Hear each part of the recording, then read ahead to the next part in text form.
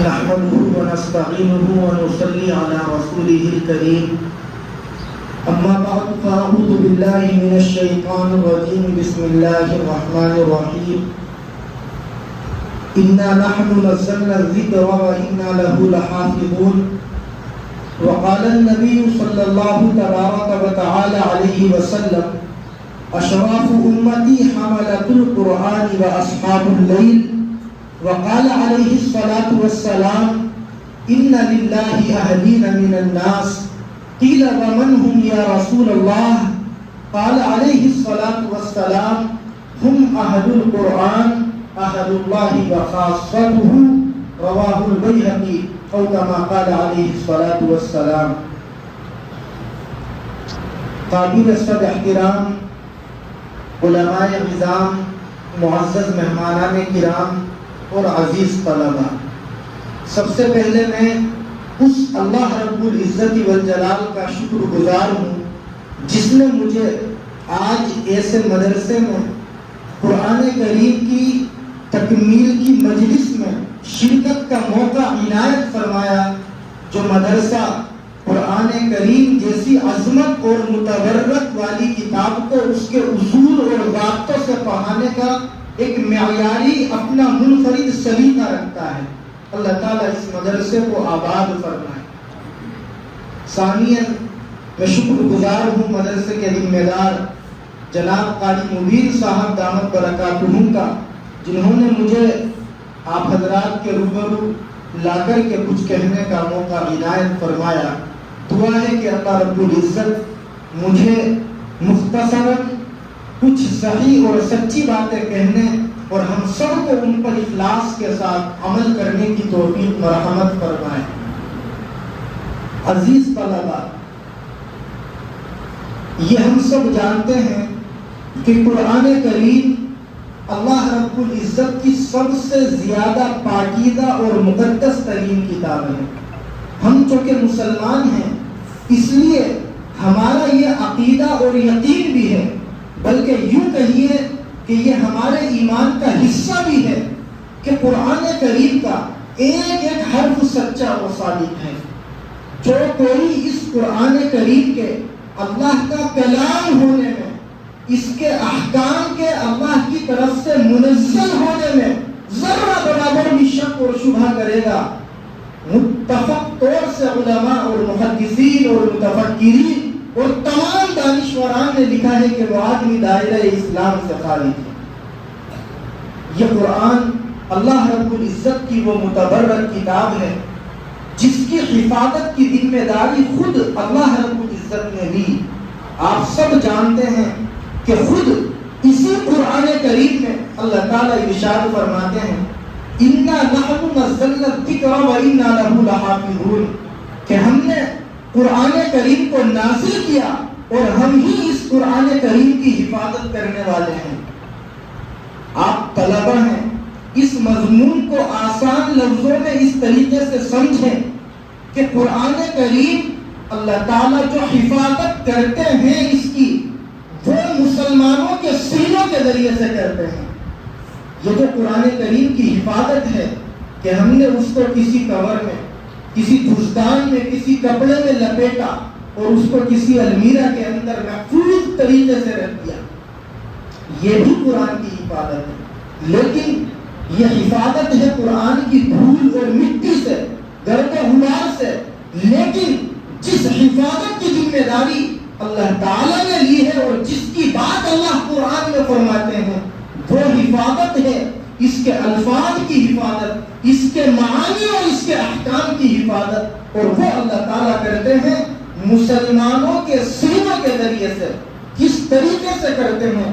ایسی مجلسوں میں جب بھی کبھی مجھے بولنے کا موقع میسر ہوتا ہے تو میں اکابر دیوبند کا یہ واقعہ ضرور ذکر کرتا ہوں تاکہ یہ مضمون اور واضح ہو جائے ہم سب کے لیے. آپ سب جانتے ہیں جس ہندوستان کے اندر ہم رہتے ہیں اور خاص طور سے جس دلی کی سرزمین پر ہم لوگ آباد ہیں، اسی دلی کی سرزمین پر انگریزوں نے 1857 کی جنگ آزادی کے بعد میں ایک میٹنگ کی. اس میں یہ تجویز منظور کی کہ جب تک ہم ان مسلمانوں کے درمیان سے 3 چیزوں کو ختم نہیں کر دیں گے تب تک ہم یہاں حکومت نہیں کر سکتے۔ ان میں پہلی چیز تھی کہ ہم جب تک ہندوستان سے مدرسوں کو ختم نہیں کر دیں گے، ان مسجدوں کو ختم نہیں کر دیں گے جہاں مسلمانوں کے بچے قرآن کریم کو سمجھتے اور سیکھتے ہیں، ہم یہاں حکومت نہیں کر سکتے۔ چنانچہ خود دلی کی سرزمین پر نہ جانے کتنی مسجدوں کو اور کتنے مدرسوں کو بلڈوزر چلا کر کے نعوذ باللہ ختم کر دیا گیا۔ دوسری تجویز یہ منظور ہوئی کہ جب تک ہندوستان کے اندر ان مسجدوں اور مدرسوں کے اندر یہ قرآن کی تعلیم دینے والے موجود رہیں گے، ہم یہاں حکومت نہیں کر سکتے۔ بڑی تعداد میں داڑھی ٹوپی والوں کو اور بالخصوص علماء کو، خاص طور سے ائمہ مساجد اور مدارس کے ذمہ داروں کو جو قرآن کریم کو اپنا مشن بنائے ہوئے تھے، نعوذ باللہ ان کو ان لوگوں نے درختوں کی شاخوں کے اوپر باضابطہ سوریوں کی شکل میں یہاں سے ختم کرنے کا ایک بڑا منصوبہ بنایا۔ اس پر مجھے تفصیل سے گفتگو نہیں کرنی، اس اصل بات پر آنا ہے کہ قرآن کریم کو انہوں نے ختم کرنے کے لیے اسی تجویز میں یہ منظوری دی کہ جب تک ہم یہاں سے تیسری چیز یعنی قرآن کو ختم نہیں کر دیں گے، ہم یہاں حکومت نہیں کر سکتے۔ مورخین نے لکھا ہے، آپ طلبہ بھی یاد رکھیں، تاریخ کی بات ہے، 1864 سے لے کر کے 1867 تک تقریباً 3 لاکھ سے زیادہ قرآن کریم کے نسخوں کو جلا کر کے نعوذ باللہ دریاؤں میں ڈال دیا گیا۔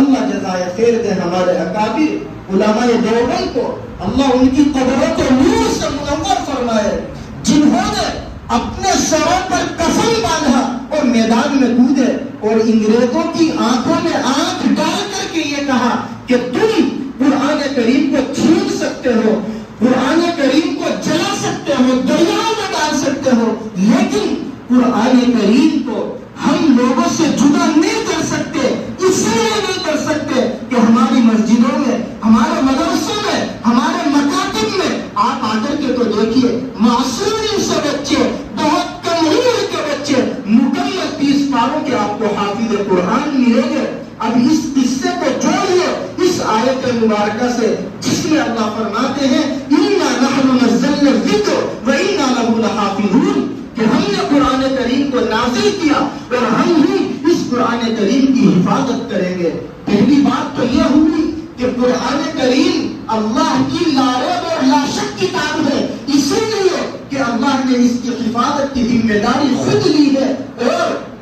ہم اس مضمون کو بھی سمجھیں کہ چونکہ حفاظت قرآن کی ذمہ داری اللہ نے لی ہے اور مسلمانوں کے سینوں کے ذریعے سے لی ہے، اسی لیے ان بچوں کی اللہ کے یہاں بڑی قدر و قیمت ہے، ان مسلمانوں کی اللہ کے یہاں بے انتہا توقیر اور تعظیم ہے جو اس قرآن کریم کو اپنے سینوں میں محفوظ کر لیتے ہیں۔ میں مختصراً ایک روایت عظمت قرآن پر ذکر کر کے اپنی بات کو سمیٹتا ہوں۔ اللہ کے نبی علیہ السلام نے نہ جانے کتنی احادیث مبارکہ میں ان لوگوں کی فضیلت بیان فرمائی جو قرآن کریم کی حفاظت کے مشن سے جڑ جاتے ہیں، یعنی قرآن کو اپنے سینوں میں محفوظ کر لیتے ہیں۔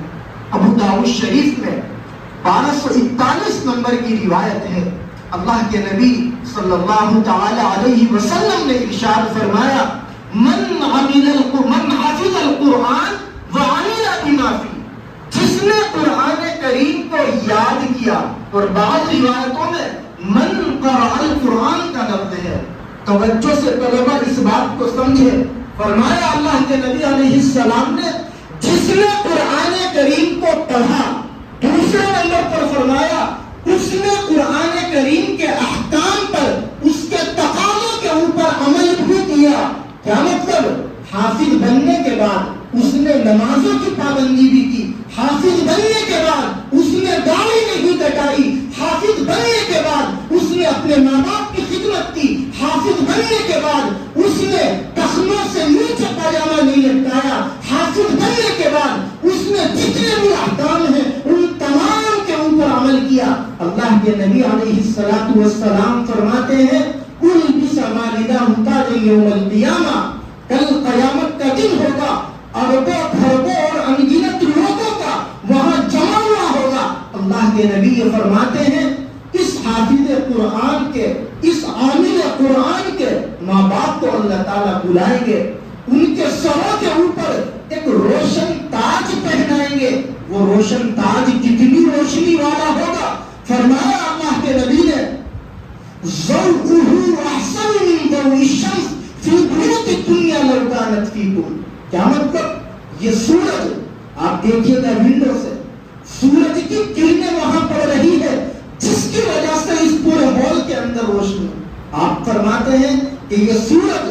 جو بے شمار اور انگنت میلوں اوپر اگتا ہے، جب دنیا کے اندر اس کی اتنی تپش اور روشنی ہوتی ہے، فرمایا اگر یہ کسی کے گھر کے اندر نکلنے لگے تو گھر کے اندر کی روشنی کا کیا حال ہوگا، ہم تصور نہیں کر سکتے۔ اللہ کے نبی فرماتے ہیں وہ تو قرآن کے عامل اور پڑھنے والے کے ماں باپ کے سروں پر تاج سجایا جائے گا، اس کی روشنی اس گھر سے زیادہ ہوگی جس گھر کے اندر سورج نکلنے لگے۔ آپ آگے فرماتے ہیں فما ظنکم بالذی عمل بہذا، اب تمہارا کیا خیال ہے اس انسان کے بارے میں جو خود قرآن کریم کو پڑھتا بھی ہو اور اس کے احکام کے اوپر عمل بھی کرتا ہو؟ یعنی جب ماں باپ کو اتنا عالیشان انعام دیا جائے گا تو پڑھنے والے کے انعامات کا ہم اندازہ ہی نہیں لگا سکتے۔ ایک روایت میں ابو داؤد کی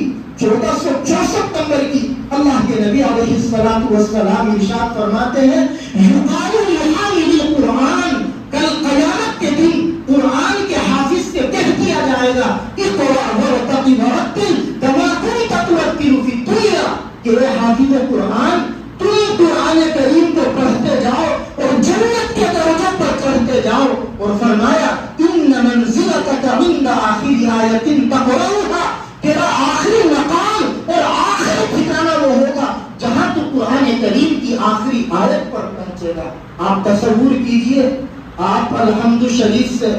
پھر الف لام میم سے پڑھنا شروع کریں زبانی، اور چلتے چلے جائیں اوپر پہاڑی کی طرف یا چلتے چلے جائیں سیدھے راستے کی طرف، کتنی اندازہ نہیں لگا سکتے میلوں کو آپ کی روز کر جائیں گے۔ آپ کا آخری مقام اور ٹھکانہ وہاں ہوگا جہاں آپ قرآن کی آخری آیت پر پہنچیں گے۔ اس لیے عزیز طلبہ، ہم اس بات پر اللہ تعالیٰ کا جتنا بھی شکریہ ادا کریں وہ یقیناً کم ہے کہ اس نے ہم تمام طلبہ کو اور یہاں بیٹھنے والے علماء کرام کو حفاظت قرآن کے مشن سے جوڑ دیا۔ اللہ تعالیٰ پوری زندگی ہم سب لوگوں کو قرآن کریم کی حفاظت کے مشن سے وابستہ فرمائے۔ لیکن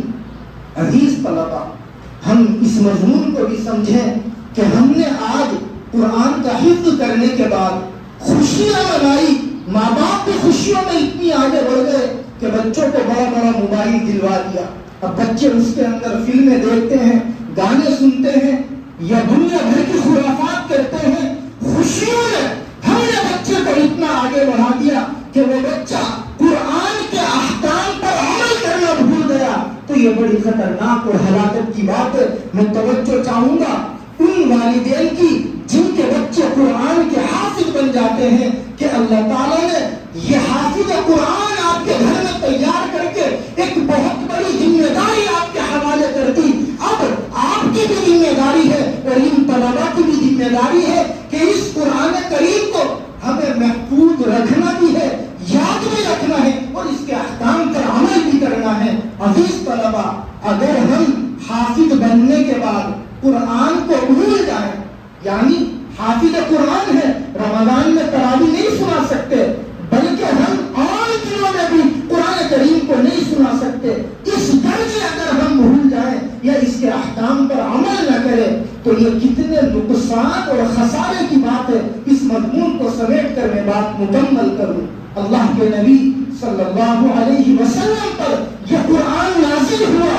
آپ غور کیجئے کہ صاحب قرآن علیہ السلام کل قیامت کے دن اللہ تعالیٰ کی بارگاہ میں ہم لوگوں کی شکایت کریں گے اور یوں کہیں گے۔ سورہ فرقان کی آیت نمبر 30 میں اللہ فرماتے ہیں وَقَالَ الرَّسُولُ يَا رَبِّ إِنَّ قَوْمِي اتَّخَذُوا کے نبی فرمائیں گے کہ اے میرے پروردگار، میری قوم نے قرآن کریم کو پس پشت ڈال دیا۔ مہجورن کی تفسیر میں بڑے بڑے مفسرین نے مختصراً بہت ساری باتیں لکھی۔ ایک بات یہ بھی لکھی کہ جو انسان قرآن کو پڑھنا بھول جائے اس کے بارے میں بھی اللہ کے نبی اللہ تعالیٰ سے شکایت کریں گے۔ اب ذرا غور کریں، وہ انسان جس نے قرآن کا حفظ کیا سامنے کھڑا ہوا ہوگا، اللہ کے نبی اللہ تعالیٰ سے شکایت کریں گے اور کہیں گے اے میرے پروردگار، میری امت کا وہ انسان جو قرآن کا حافظ تھا، اس کو پڑھنا جانتا تھا، لیکن بے توجہی کی وجہ سے اس نے قرآن کو پڑھنا چھوڑ دیا تھا، یہ بھول گیا تھا۔ آپ غور کیجیے، اللہ کے نبی نے ایک طرف تو شریعت کا بیان فرمائی اور دوسری طرف آپ خود اللہ تعالیٰ سے شکایت کریں گے۔ جب اللہ کے نبی ہمارے بارے میں شکایت کریں گے تو ہمارا حشر کیا ہوگا، ہمارا ٹھکانہ کہاں ہوگا؟ اللہ ہم سب کی حفاظت فرمائے۔ اسی مضمون کو اللہ کے نبی نے اپنی زبانی ارشاد فرمایا۔ ابو داؤد شریف میں 1474 نمبر کی روایت ہے، آپ ارشاد فرماتے ہیں ما من امرئ یقرأ القرآن ثم ينسى الا لقي الله يوم القيامة اجزم۔ آپ فرماتے ہیں کہ جس انسان نے، توجہ سے سنیے گا عزیز طلبا، اور وہ مسلمان بھی توجہ سے سنے، جو قرآن کریم کو پڑھتے ہیں لیکن اتنے دنوں تک وہ قرآن کو نہیں چھوتے کہ وقت کے گزرنے کے ساتھ ساتھ وہ قرآن کو پڑھنا بھول جاتے ہیں، دیکھ کر کے بھی وہ نہیں پڑھ سکتے۔ یہ روایت سن کر کے لوگ یہ سمجھتے ہیں کہ شاید حافظوں کے لیے ہے، مولویوں اور مفتیوں کے لیے ہے۔ نہیں، آپ نے لفظ استعمال کیا ما من امرئ یقرأ القرآن، جو بھی انسان دنیا کے اندر قرآن کریم کو پڑھنا جانتا تھا، وہ حافظ ہو یا عالم ہو یا مفتی ہو یا عام درجے کا مسلمان ہو، اگر اس نے بے توجہی برتی اور قرآن کریم کو پڑھنا بھول گیا، اللہ کے نبی فرماتے ہیں صلی اللہ علیہ وسلم کہ کل قیامت کے دن اللہ تعالیٰ سے اس حالت میں اس کی ملاقات ہوگی کہ اس کے حصے پر فالش کا اثر ہوگا۔ آپ نے دیکھا ہوگا اس انسان کو جس کی باڈی پر فالش گر جاتا ہے، وہ انسان دوسروں کے سہارے بغیر کھڑا بھی نہیں ہو سکتا، باتھ روم بھی نہیں جا سکتا، اپنی ضروریات کی تکمیل نہیں کر سکتا۔ یہ کنڈیشن ہوگی اس انسان کی جو قرآن کو پڑھنے کے بعد میں اس کو پڑھنا بھول جائے۔ اس لیے میری گزارش ہے آپ تمام طلبا سے کہ قرآن کریم کو آپ جو پڑھتے ہیں اس کو پڑھنا بالکل نہ چھوڑے، اور خاص طور سے جو طلبا قرآن کریم کے حافظ بنے ہیں وہ اپنے اساتذہ کی نگرانی میں اپنے ماں باپ کی توجہ کے ساتھ اس قرآن کریم کو ڈیلی پڑھتے رہیں تاکہ یہ قرآن ہمارے سینوں میں محفوظ رہے۔ اللہ تعالیٰ پوری زندگی ہم سب کو یہ قرآن اور اس کے احکام اور جتنے بھی تقاضے ہیں ان سب سے وابستہ ہو کر ان کو پورا کرنے کی توفیق مرحمت فرمائے۔ اور ایک گزارش اور درخواست آپ تمام طلبا سے میں یہ کروں گا کہ اس مدرسے کے جو ذمہ دار ہیں قاری مبین صاحب اور اس مدرسے کے جتنے بھی اساتذہ ہیں وہ ناظرے کے ہوں یا درجہ حفظ کے ہوں، ان کا نام لے کر کے دعا کیا کریں گے انشاءاللہ۔ میں اس لیے کہہ رہا ہوں، غالباً لاک ڈاؤن سے پہلے میں یہاں امتحان کے لیے حاضر ہوا تھا۔ بہت سارے مدرسوں میں امتحانات کے لیے جانا ہوتا ہے۔ گنے چنے مدرسے بھی ایسے نہیں ہیں جن مدرسوں کے اندر اس معیار کی تعلیم ہوتی ہو جس معیار کی تعلیم آپ کے اس ادارے کے اندر ہوتی ہے۔ اور یہ ادارہ وہ ہے جس کو قاری مبین صاحب اپنی رات دن کی کوششوں سے آگے لے جا رہے ہیں۔ اللہ تعالیٰ ان کا ساتھ دے اور ان کی ان تمام کاوشوں کو اور ان کے جملہ اساتذہ کی تمام محنتوں کو اور جتنے بھی ان کے رفقا اور متعلقین اور محبین اور مخلصین سب کی تمام ملی جلی کاوشوں کو بہت قبول فرمائے۔ اس لیے میں نے آپ سے کہا کہ دعا کریں گے انشاءاللہ۔ آپ غور کریں، اگر قاری صاحب نہ ہوتے یا یہ مدرسہ نہ ہوتا یا مدرسہ ہوتا، آج کل بہت سارے مدرسے ہیں، بھیڑ ہے مارکیٹ میں مدرسے، کسی بھی مدرسے میں آپ چلے جائیے بہت مدرسے، لیکن انہوں نے اپنی قربانیوں کے ساتھ اتنے قابل اساتذہ آپ کو پڑھانے کے لیے منتخب کیے، جن کی محنتیں کیا ہیں مجھے بتلانے کی ضرورت نہیں ہے۔ ابھی 2 بچوں نے قرآن پڑھا، آپ سب نے سنا۔ اس معیار کا قرآن میں بڑے اعتماد سے کہہ رہا ہوں گنے چنے مدرسوں میں بھی نہیں پڑھایا جاتا۔ اس لیے اس مدرسے کو ہم اللہ کی نعمت سمجھے، ذمہ داروں کے لیے، اساتذہ کے لیے اور جملہ معاونین کے لیے اور میرے لیے بھی آپ سب ضرور روزانہ دعائیں کیا کریں۔ میں دعا کرتا ہوں اللہ تعالیٰ اس مدرسے کو آباد فرمائے اور اس چمن کو اللہ تعالیٰ دن بدن ترقی کی طرف گامزن فرمائے، اور اللہ تعالیٰ آپ تمام طلباء کو مکمل طور سے دین کا داعی اور شدائی بنائے۔ آمین۔ وآخر دعوانا الحمد للہ رب العالمین۔